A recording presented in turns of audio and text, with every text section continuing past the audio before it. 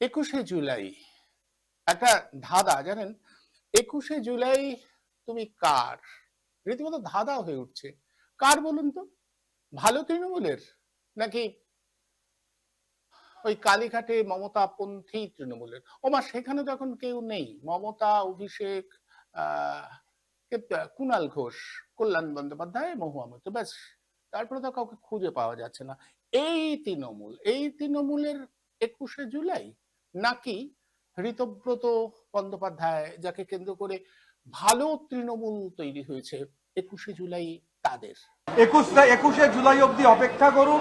21শে জুলাইয়ের মঞ্চে সমস্তটা দেখতে পাবেন। অধিকাংশ শহীদ পরিবার কার সঙ্গে আছেন, কার সঙ্গে নেই, সব 21শে জুলাই দেখতে পাবেন। আমি শুনেছি এমনকি শহীদ পরিবারগুলোকে 21শে জুলাইয়ের যারা ছিলেন, পুলিশ থেকে ফোন করে বলা হচ্ছে এদিক নয় ওদিক যাও, মানে বিজেপির দিকে যাও, বিজেপি স্পন্সর বালিশের দিকে যাও, বালিশ পালিশ করতে যাও। তাদের আবার অনেক টাকার উপহারও দেওয়া হবে। আমি বলি, আমরা তো খুব ক্ষুদ্র দল। আমরা 40 বছর ধরে এই পরিবারগুলোকে চাকরি থেকে শুরু করে যতটুকু আমাদের সাহায্য করা, যেদিন ঘটনা ঘটেছিল সেদিন আমাদের কোনো ক্ষমতা ছিল না, বাট 21শে জুলাই বেনেভোলেন্ট ফান্ড আমরা একটা তৈরি করেছিলাম। কবি সুভাষ মুখোপাধ্যায় তার চেয়ারম্যান ছিলেন, এবং প্রদ্যুৎ দত্ত, এক্স আইএফ এর জেনারেল সেক্রেটারি প্রেসিডেন্ট, তিনি ছিলেন তার জেনারেল সেক্রেটারি। এবং তাদের নেতৃত্বে আমরা সেদিনও কিন্তু মানুষ যেটা জমা করেছিলেন তার টোটালটাই আমরা কিন্তু শহীদ পরিবার এবং বিশেষ করে যারা আরো 100-150 জন আহত হয়েছিলেন, যতটুকু পেরেছি সাহায্য তাদের হাতে তুলে দিয়েছিলাম।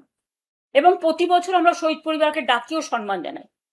এবারে যদি ভয়ে এবং অর্থের পরিসীমা ছাড়িয়ে যদি কেউ আপনাদের সাহায্য করতে চান, এটা আপনাদের সিদ্ধান্ত।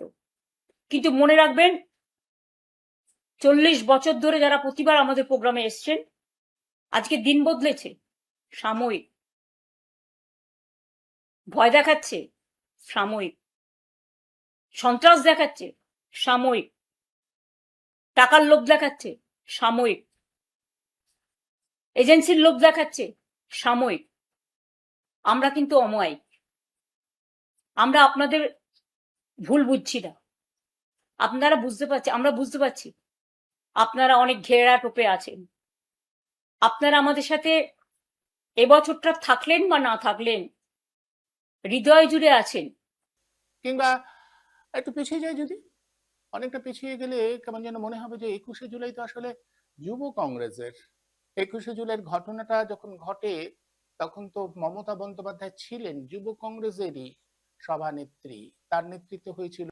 মারা গেছিল যারা, তারা যুব কংগ্রেসের সদস্য হিসেবেই মারা গেছিলেন। সেই অর্থে যুব কংগ্রেসের পক্ষ থেকে 21শে জুলাই পালন করা হয় ছোট করে, কিন্তু তারপর মমতা বন্দ্যোপাধ্যায় সেটাকে টেনে নিলেন, একেবারে নিজের মতো করে পালন করলেন। এবং যখন ক্ষমতায়, তখন কি রাজসযোগ্য হতো বলুন তো? শহীদরা কোথায়? সবাই হারিয়ে যেতেন। একেবারে স্টেজ আলো করে থাকতেন ফিল্মের সমস্ত লোকেরা। আহা, সে কি বৈভব, সে কি চেহারা! সমস্ত টলিউড পাড়ার সমস্ত সবাই একেবারে মমতা বন্দ্যোপাধ্যায়ের পাশে দাঁড়িয়ে কত কত স্তোত বাক্য, কত কত প্রশংসার ফুলঝুরি।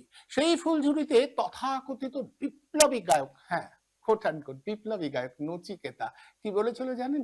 বলেছিল ওই যে তুমি আসবে বলেই, তুমি আসবে বলে গানটা নাকি তিনি মমতাকে উদ্দেশ্য করে বা মমতাকে দেখেই লিখেছিলেন, অথচ গানটা অনেক আগে তৈরি হয়ে গেছিল। আমরা ভাবছিলাম যে তুমি মানে হচ্ছে একটা প্রেরণা, একটা আদর্শ, অথচ তিনি বললেন না না, ওসব আদর্শ ফাদর্শ কিছু নেই, তুমি মানে মমতা। আসলে মমতা মানেই তো ক্ষমতা, ক্ষমতার সঙ্গে থাকলে কত কিছু পাওয়া যায়। আমরা তো দেখেছি নচিকেতাও কত কিছু পেয়েছেন। আর এক বিপ্লবী গায়ক, এখানেও কোট আনকোট কবির সুমন, তিনি কি বলেছিলেন? 21শে জুলাইয়ের মঞ্চে দাঁড়িয়ে বলেছিলেন মমতার নামে মন্দির হবে একদিন। আচ্ছা, এখনো বলেন ওনারা সেই সব কথাগুলো? এবার এই 21শে জুলাই আসছে, কাউকে খুঁজে পাওয়া যাচ্ছে না। মমতা কিভাবে 21শে জুলাই পালন করবেন, কাউকে খুঁজে পাওয়া যাচ্ছে না। এনারা সবাই যাবেন তো, থাকবেন তো মমতার সঙ্গে? আমরা জানি না। আসলে 21শে জুলাই কার, সেটা নিয়ে না একটা ধাঁধা তৈরি হয়েছে, অদ্ভুত ধাঁধা। এমনকি আমি বলছি, যারা আত্মায় বিশ্বাস করেন, ভাবুন তো, শহীদের আত্মা যদি হঠাৎ এসে পড়ে, তারা যে কোথায় সম্মান নিতে যাবেন তারা বুঝতে পারছেন না। এইদিকে হবে তৃণমূল কালীঘাট পন্থীর, আবার ওদিকে ঋতব্রত পন্থীর, আবার ওদিকে কংগ্রেসের। ভাবুন, যারা আত্মায় বিশ্বাস করেন সেই শহীদের আত্মা যদি সেদিন নেমে আসে, তারা নিশ্চয়ই এদিক ওদিক ঘোরাঘুরি করবেন, আর পথ হারাবেন, বলবেন পথটা একটু দেখিয়ে দেবেন, কোথায় যাই বলুন তো সম্মান নিতে। আসলে 21শে জুলাই কার, এই প্রশ্নটা না বড্ড ভাবাচ্ছে আমাদের। দেখুন কি বলছেন ঋতব্রত বন্দ্যোপাধ্যায়, তিনি বলছেন 21শে জুলাই আমাদের, আর মমতা বন্দ্যোপাধ্যায় তার মতো করে বলছেন 21শে জুলাই আমাদের। সত্যি কথা বলতে কি, শহীদ যে কাদের হয়, কাদের জন্য হয়, কেউ বোধহয় মনে রাখে না। আপনারা মনে রাখেন কি? ভাববেন কি? আবার বলি, ভাবুন না একটু, অন্তত ভাবাটা প্র্যাকটিস করুন।